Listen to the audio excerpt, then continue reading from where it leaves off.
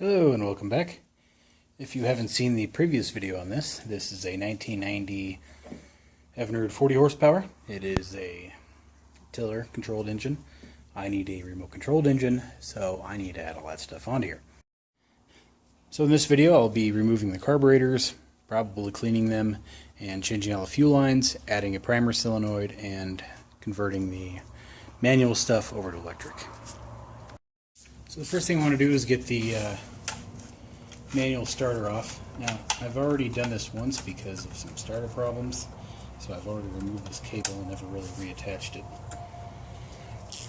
It's held on with, 5 screws, I believe. On the back, 2 on the top, and then 2 more in the front.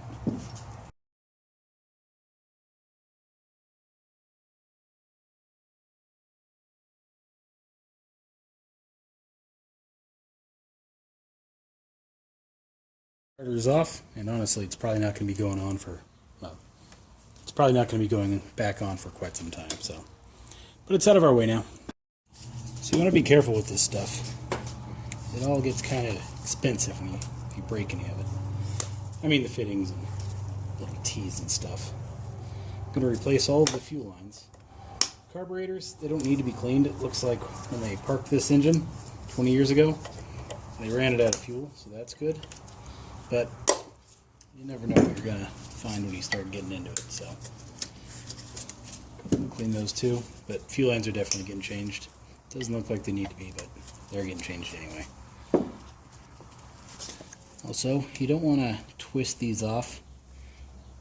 A much better idea is to slice the hose.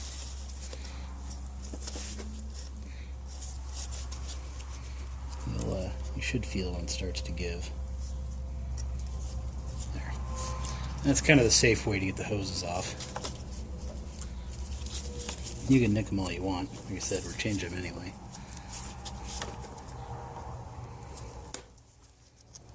But also, it's handy to keep in one piece. So when you put them back together, you can measure them how long they need to be. That way you don't have too long or too short a fuel line. This is the manifold, I believe they call it. It comes straight off the back of the fuel pump here. And this disperses fuel to where it needs to go.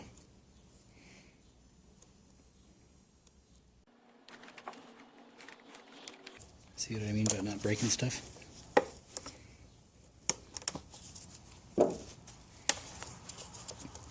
Should probably use a razor knife here, by the way.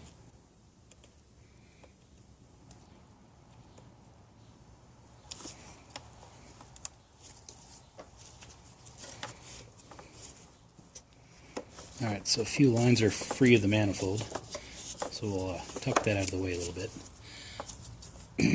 Let's get the top line off, which you can't see. Line off the top carburetor now.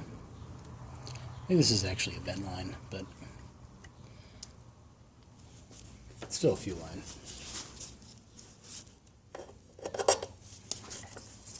Now we got the little vent behind it. That one's going to be a little harder to get to, but it's manageable.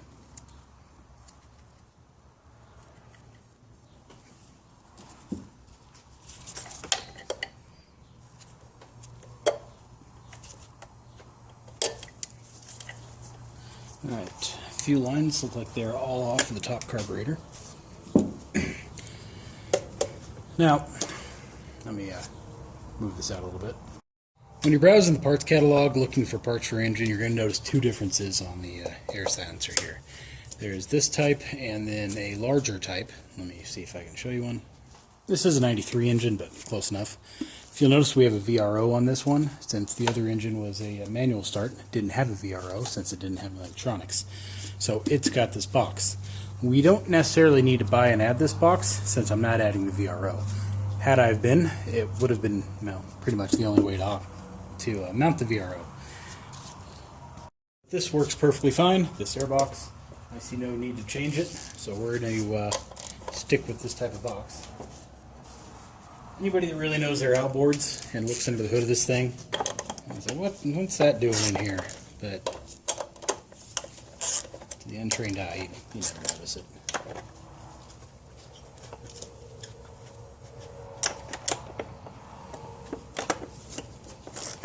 So I'm taking the screws off the cover now. I'll loosen them with the socket. I'll get them the rest of the way out via my flathead here.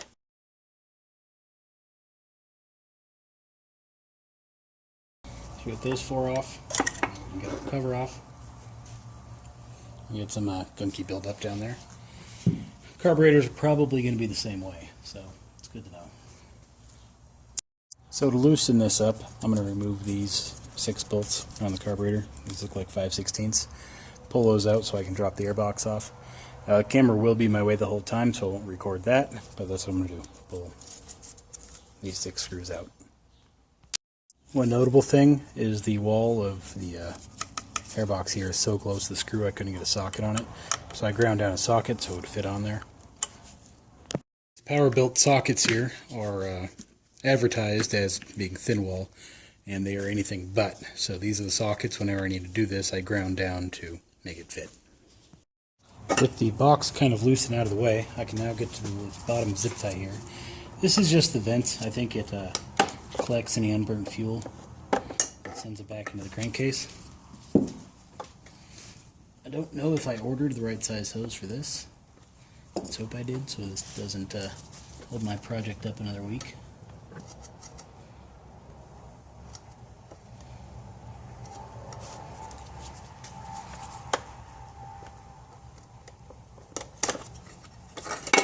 Alright, airbox is off. We'll have to clean up the bottom a little bit. For the most part though, it's not bad. If you're curious, the screws are these little guys. That's what they look like. About the thickness of a finger. And if I forget which ones go where, I'll just look at my video. So that's handy. We now have this bottom hose that feeds into our primer valve. That's got to go. A little harder given the angle it's on.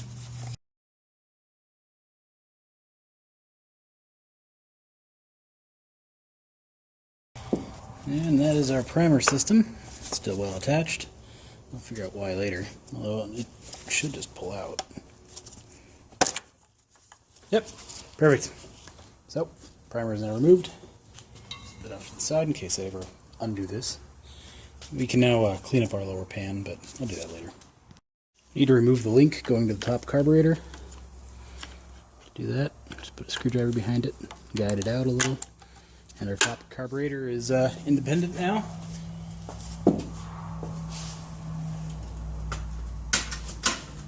Now I'll get a 1/2-inch wrench, take off the attaching bolt. Maybe a little tricky to get to.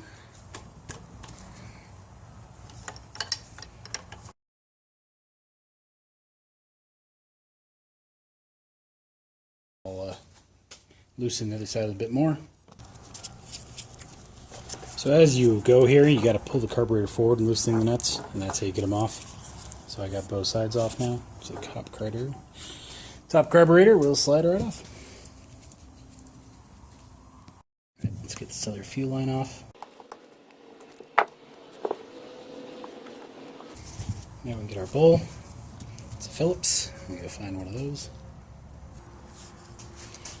Alright, let's get our bowl off and see what we're dealing with inside of here.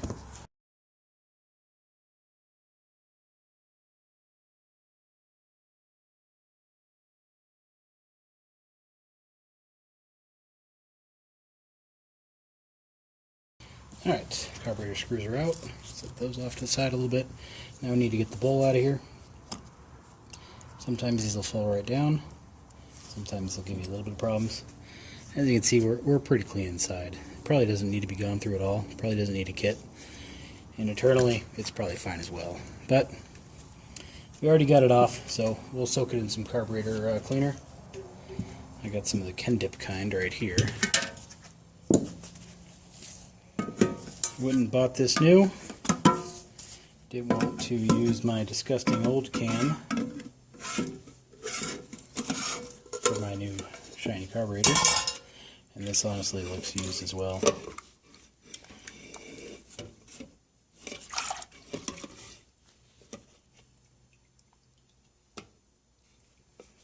It's a little dirty.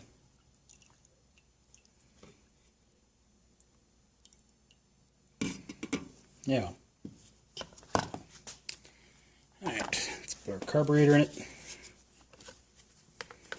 Carburetor and float, I mean. Just like so.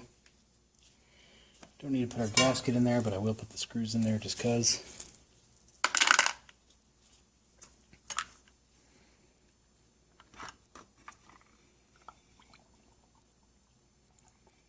And we'll let it soak overnight and clean up tomorrow. Well, let's go ahead and get the carburetor out of here. Alright. This is my outside spray stuff down rack.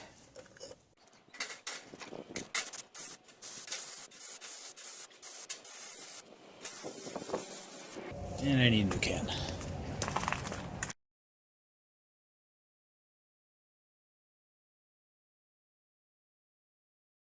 Now let's let it dry out in the sun for a while and put it back together.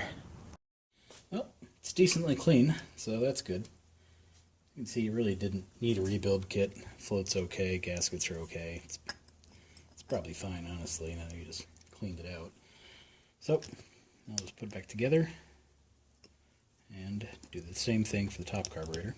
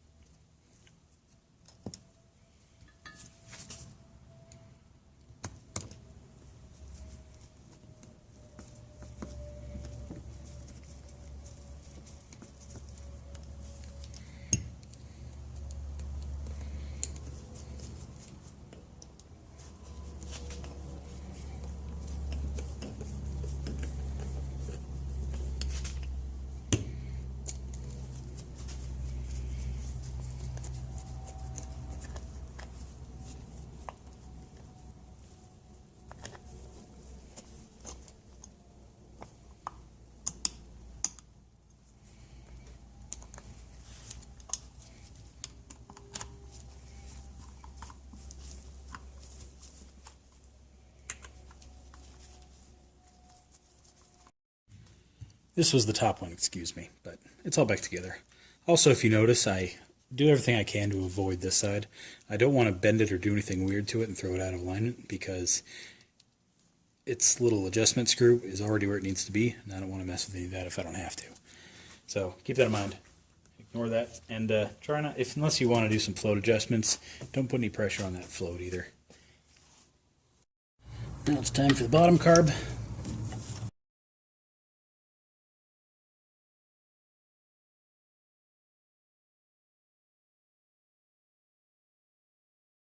Alright, let's get these fuel lines off.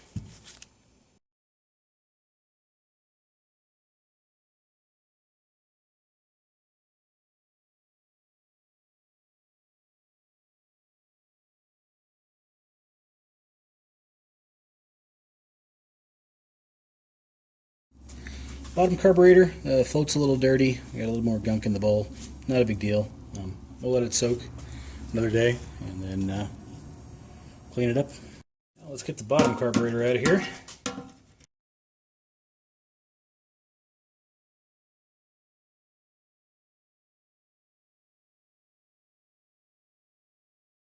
Alright, bottom carburetor, nice and clean, so let's get it put back together.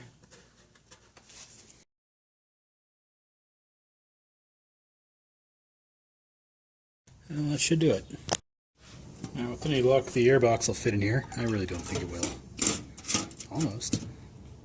But not enough. So I'll just agitate it up and down a couple of times, try to get the bottom gunk loose. Clean it off the old manual way instead of letting it soak.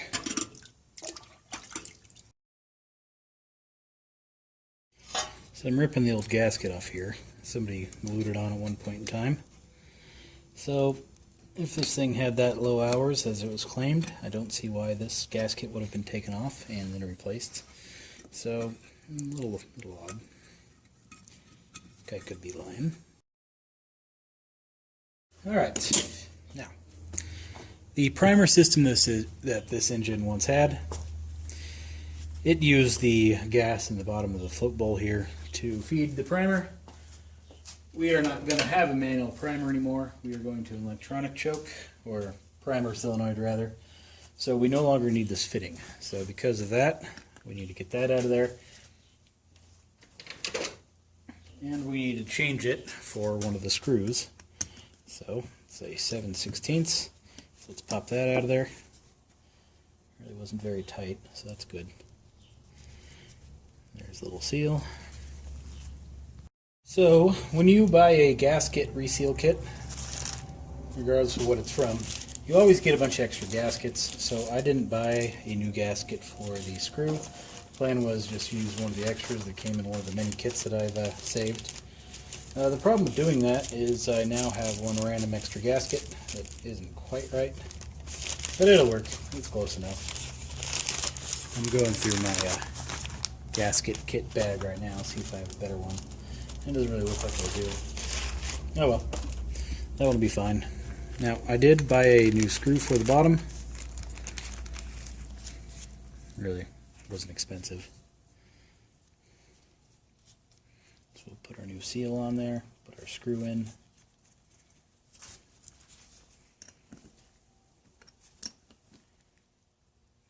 And that really is all there is to that one. So, going to get the hose off the rest of the way here.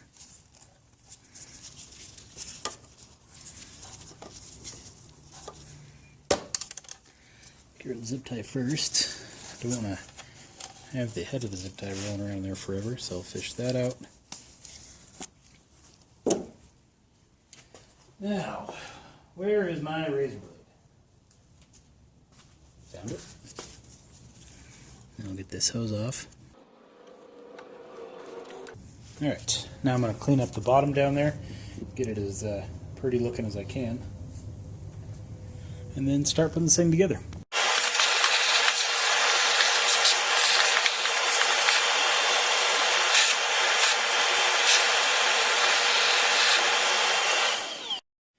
Now I'm going to remove the old carburetor gaskets. Probably nothing wrong with these, but they're not expensive, so I just got some new ones. I could also just use some gasket sealing compound to clean it up a little bit, but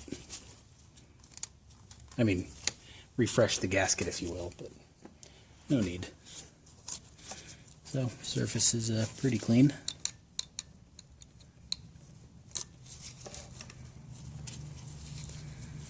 Reason for the razor blade is I'm just going around it, breaking the seal of the gasket here off the surface. I'll use my razor blade and scrape off any that's left over, and then use my vacuum again and vacuum out the insides of the leaves there just to make sure nothing goes in there.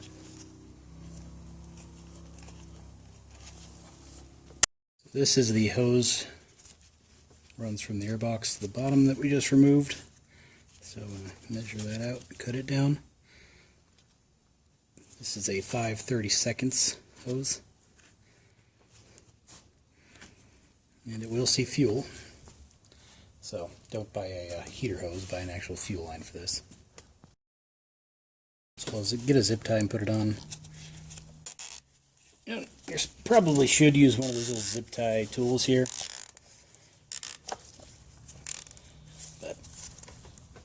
Just a feed line, so chances are pretty slim of it popping off.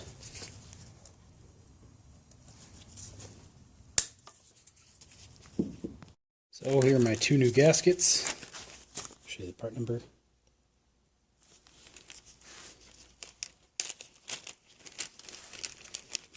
Also it says 5-pack on it. So when your dealer or parts distributor buys it, they get 5. They sell them to you as 1. And it's just the way it works. So if you buy that, don't expect to get 5. So I'm going to put some gasket sealing compound on this gasket just because. Probably don't need to. And I'm putting such a thin amount, it's not even going to be funny, but my theory behind this is it'll help seal it up. Again, just theory, but we can hope. So I'll put it on the bottom. And I'll get my carburetor and put that on now. So, little arm, make sure it kind of stays up and at a spot where you can move it around where you need to put it. Put the carburetor on a little bit just to get the nuts on.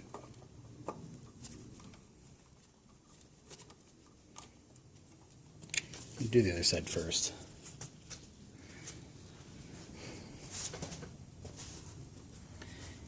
Getting these nuts on is probably going to be the biggest challenge of this. And making sure this rod stays up.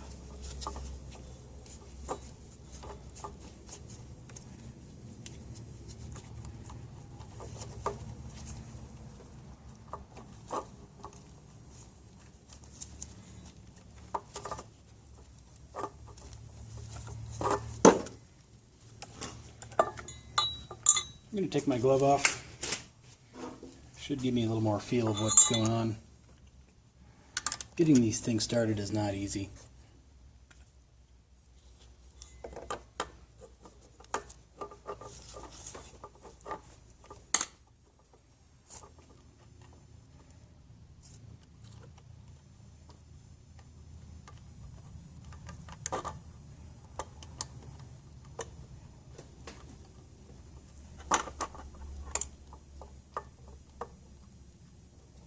Alright, that side's got one thread on it. Yeah, probably more, but...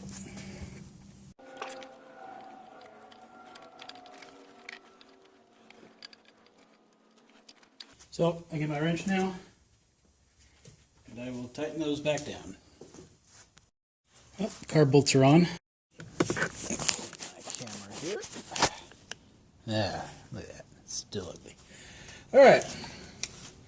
Now it's time for the chokes. I keep calling it a choke. It's a primer solenoid. Instead of a choke, this just kind of squirts fuel into the carburetors. Same concept as a choke, but I think it's a little more efficient. So let's get the zip tie off here. Now, conveniently, this was also off of a 40 horse, so you can kind of guess the size it needs. See the hoses that we got. It was off a VRO engine, it being a electric start and all. So this may not need to be as long, but we'll save it in just in case we need to measure it up. Whenever you buy one of these used, you should always kind of replace the service valve and the top cap here. This one looks okay, like it doesn't really need it, but you never really know what's going to happen. So it's a good idea to just go through them.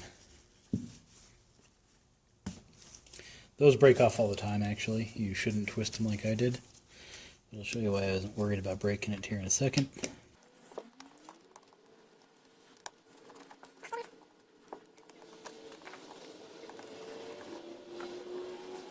Valve's a little on the stuck side.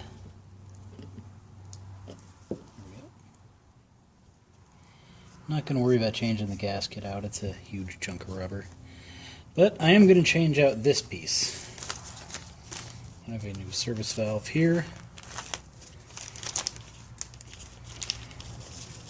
I'm going to go ahead and read the instructions. Might as well, right? Yep, nothing I didn't already know. Just kind of shows you how to install it, remove the screws, pull that off, put this back in. Nothing really that big of a deal. The big deal, I have this little guy. I got this on eBay. This is made entirely of metal, so it should last a lot longer than this one. Mainly these little tabs won't break off. And I think it'll make it look a little better. Now, obviously there's no real performance difference, but, you know, it should make it last a little bit longer and not be so fragile, which is kind of what I was after. So what we need to do is put a drop of oil onto our new valve, which I just spilled all over my glove. So a drop of oil is now going to turn into a heap amount, but that's fine. Alright, now we got some oil on it. I'm going to clean my glove off. Now, since I think I have way too much oil on here, I'll just kind of rub a rag around it and get it off. That's good. So, what you don't want to do is just go force this in there. You want to kind of twist and rotate it in. Make sure the O-ring kind of doesn't break and stays put. So far our metal valve here is doing a fine job.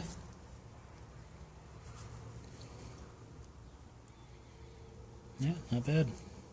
I like it so far. But, moving on. Let's put that guy back to where it needs to go, and we'll tighten our screws down.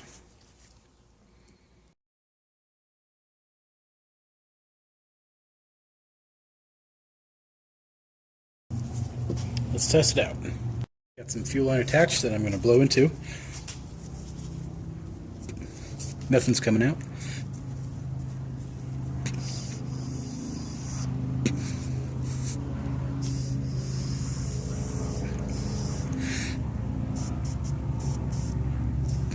Perfect. The valve is open. Air comes through. When it's closed, it doesn't. So all in all, quite nice. I like it so far. To make sure it doesn't blow backwards. I don't see that happening, but nope, perfect.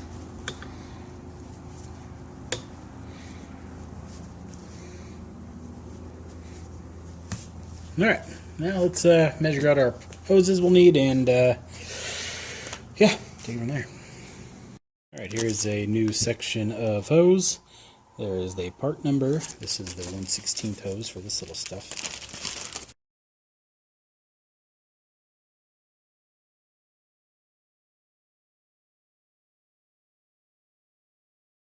Now we have the feed line, which was this guy. I'll measure it the same length, and I'll trim off any that we need to later. This is a 5/16 hose, the same one we used on the airbox.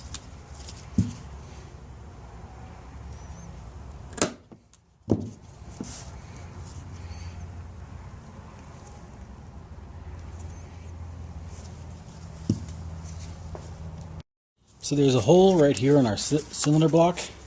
That's where our hoses are going to fit through.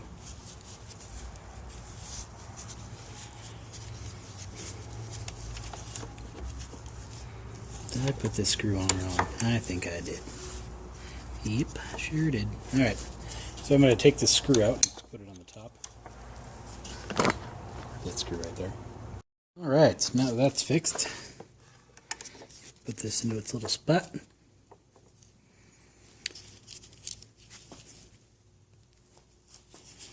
I need to install the bracket here.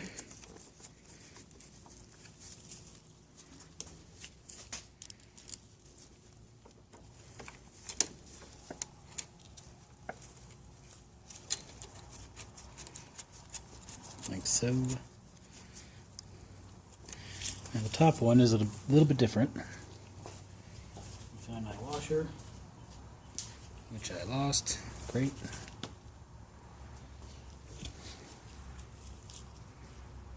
Actually, forgot to put a hose clamp on it. Let's take it back off, put a zip tie on there, and try this again.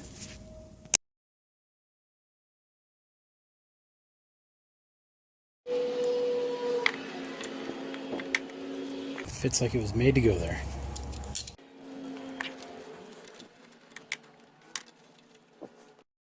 Alright, now we have this little special washer thing. This is going to go at the bottom of our ring terminal there. And that's pretty much where all that's going. So you can do one last final fit, make sure that's in its little crevice okay.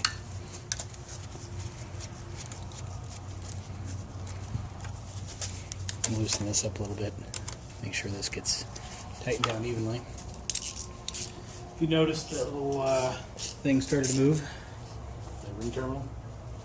So I'm going to go in there with a little screwdriver, hold it up so it has a bit of a stop. My flash just died, but you get the gist of what I'm doing.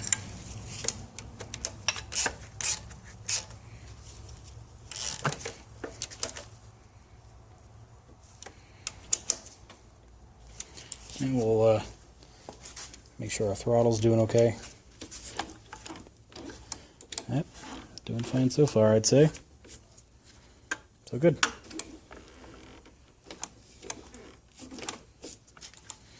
No binding at all. All right. And we have two lines. The short one isn't going to reach the top carburetor, so it's obviously going to bottom. And the longer one's going to go to the top carburetor. So that one's pretty easy to figure out. Just put that onto the little port here. It's all the way on. So that's the bottom one, and when we do the top, we'll hook that line up. This line is our feed line, and that is going to go to this. So we're going to get that off. No longer need it blocked off.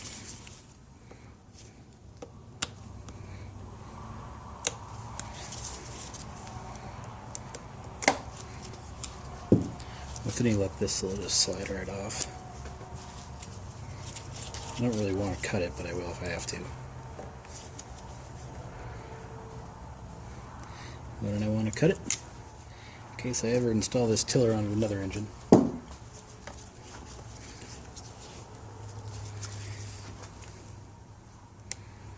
this will now go into the middle, just like so. And that's a pretty good length too.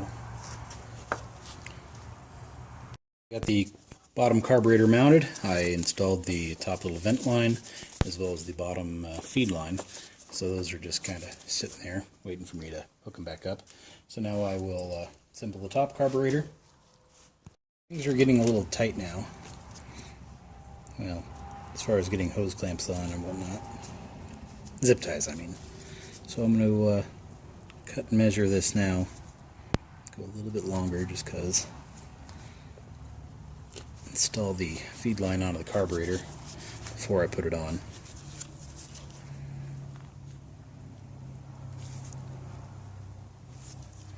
Just like so. I'm going to do a zip tie.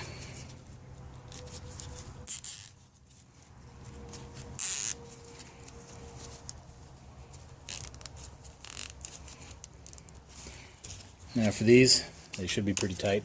So I have one of these zip tie installer tools. So I'm going to use that to tighten it up a bit for me. Usually the weak zip tie will break, and that'll be good. And then use that piece to cut it. But yeah, it works pretty well. So anyway, twisting it or moving it, so that's pretty good seal there. So we'll get our gasket. Put some gasket compound on it, and then I will slide it back together.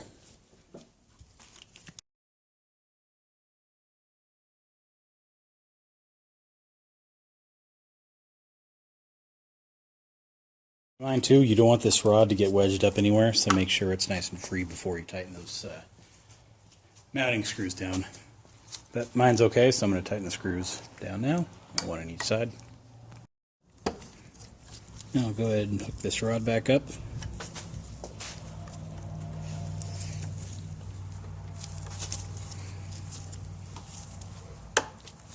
Just like so. Perfect. Now we have our primer line,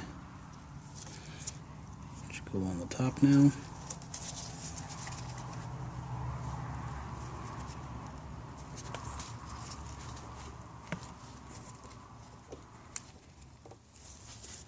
Get it on there. Well, I had some needle nose. I'm going to dig those up in a second.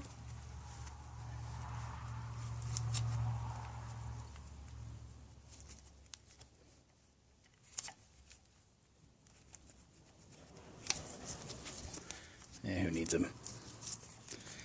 Alright. That line is nearly on. Should do it right there.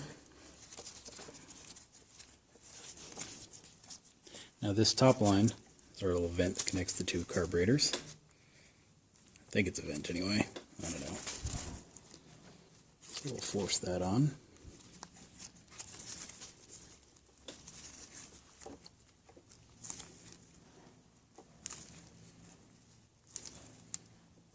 And we'll get another zip tie and tighten that down.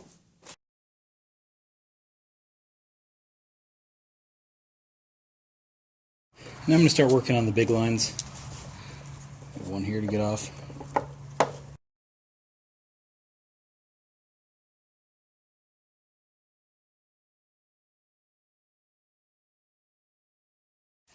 Alright, this is obviously a 5/16.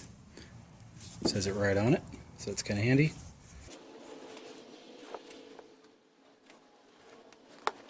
Well, anyway, should find some better cutters. Razor blade works, but none of this thick stuff. Well, anyway, I'm going to cut that there. Blade struggle because of our protective plastic inner liner. Kind of hard to get through. Slide it under, just like the one we just took off. Back on the carb there. Now our manifold was coming out like that. This will do the same thing. Now the odd thing is you would think it would be turned around so the fuel lines don't have to make this bend. But I guess either way they kind of got to make a bend.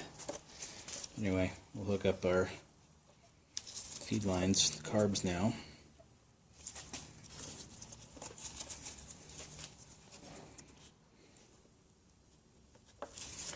With our bottom.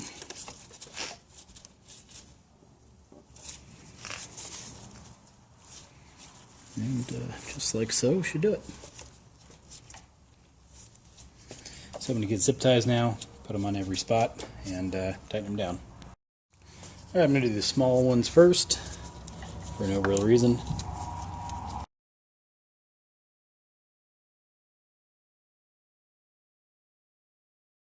Keep in mind, larger fuel line means larger zip ties.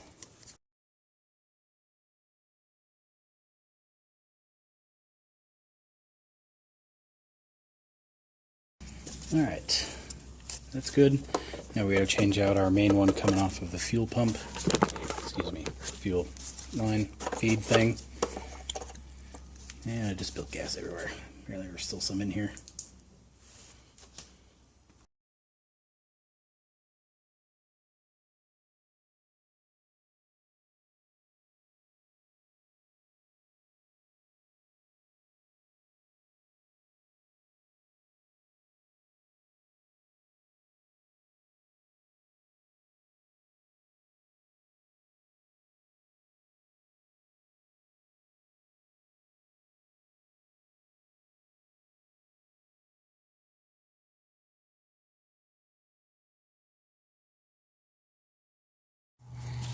Well, getting that last fuel line on was a little bit of a struggle, but nothing new. So this is a new gasket for the carburetor air silencer cover.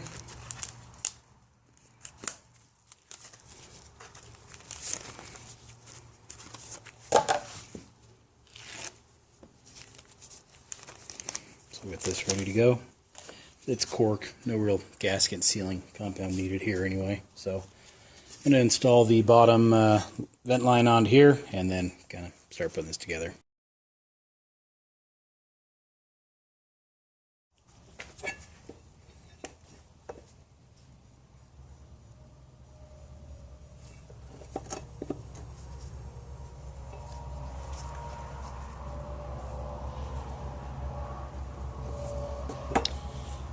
So it goes like this.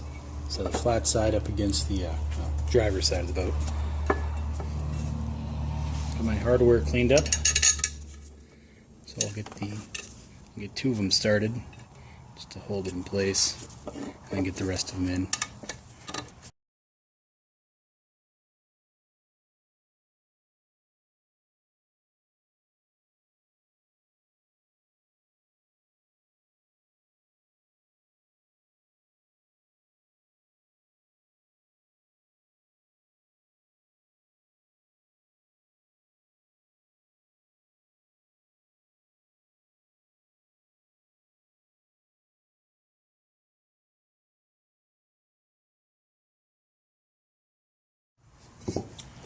So I got a new gasket for the airbox cover itself.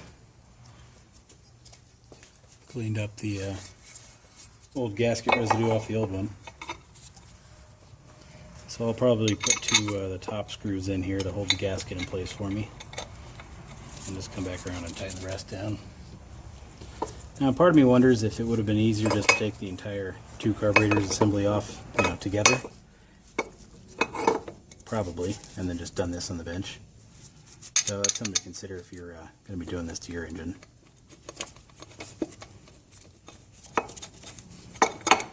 Yep. Looks like it's sitting flush.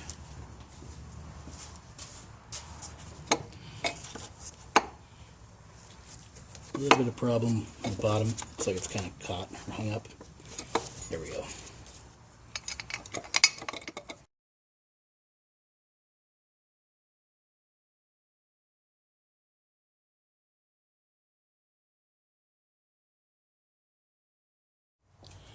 Well, I suppose that's it for this video.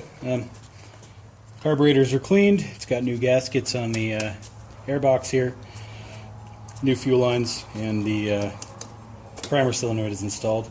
So all in all, not too bad. I think it looks a little better now. They're cleaned up. It really wasn't that dirty to begin with, but at least I got all the crud off from the bottom pan. But anyway, next video we'll be installing the rest of the remote control stuff, so stay tuned for that one. But otherwise, if you got any questions on this, let me know.